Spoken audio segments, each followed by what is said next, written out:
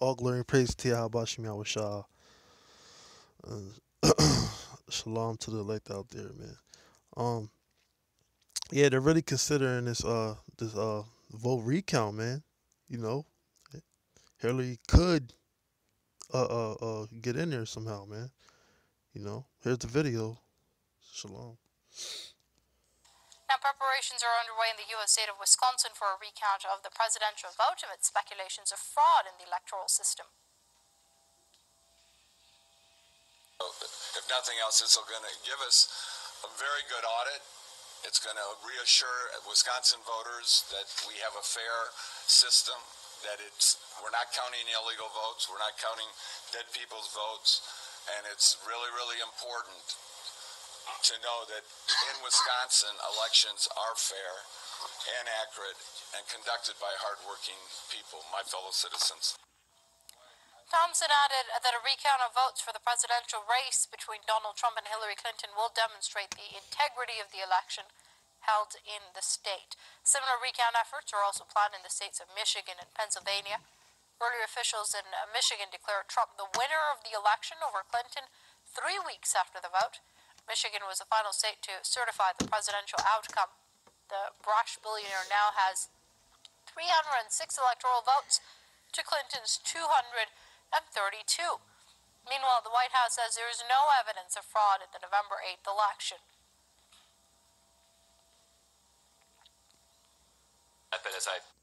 Yeah, man, and they're not doing this for no reason, man. When the leaks plan something, they do it for a reason, man. It's all part of the plan, man.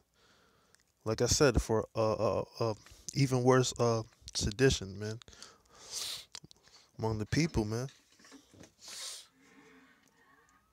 As I stated before, it's just an objective fact that there's been no evidence marshaled to substantiate that kind of claim. Well, the comments from the White House come after Trump once again alleged fraud in the electoral system, claiming that millions of people had voted illegally in the presidential election.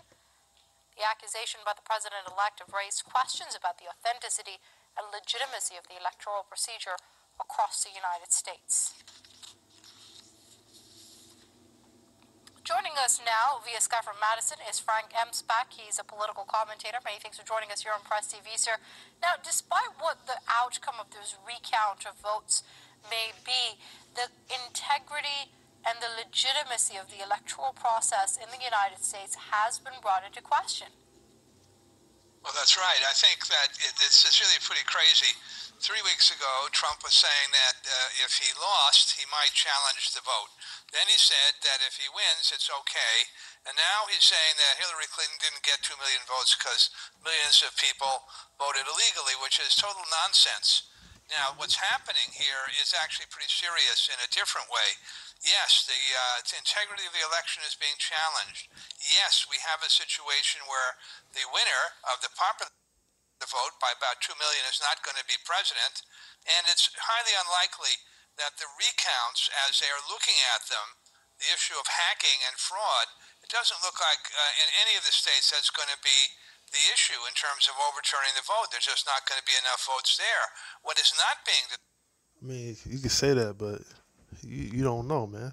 Like I said, presidents are not elected; they're selected. So, man, the leagues can do whatever they want with it, man. But we just gonna have to see. So.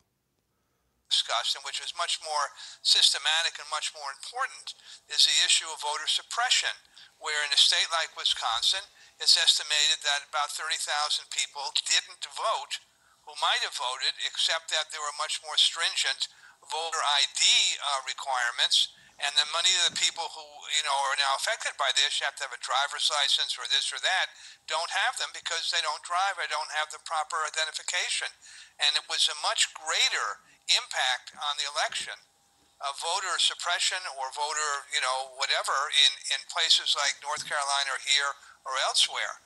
And that's simply not being addressed. Well, Dr. Emspak, are you at all concerned that with each election cycle, such issues do come to the fore, and that it might be time when the whole process in the U.S., as far as choosing a president goes needs to be revised, be it the electoral college system, be it voter suppression through voter IDs, be it just campaigning and the influence of lobbying.